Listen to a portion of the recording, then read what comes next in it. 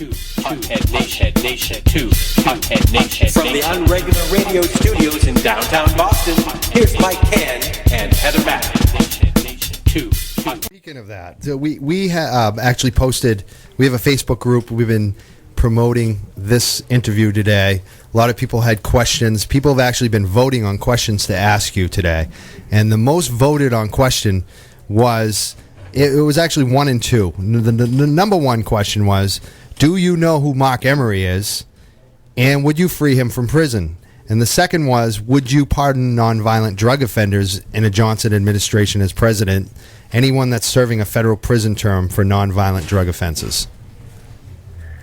Yes, to all those questions. Marc Emery should be released. One of the pledges that I'm making here running for president is there needs to be a pardon process for those that have served out their sentences for nonviolent, arguably victimless drug crime.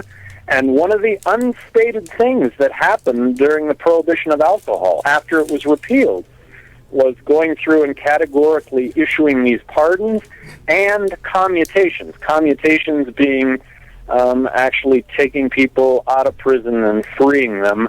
And yes, I would establish a process for that immediately.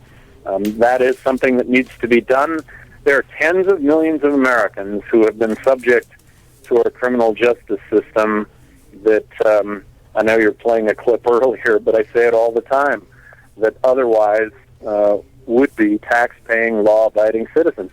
I'm one of the 100 million Americans who have smoked marijuana, and but for luck, I guess, I wasn't subject to the criminal justice system.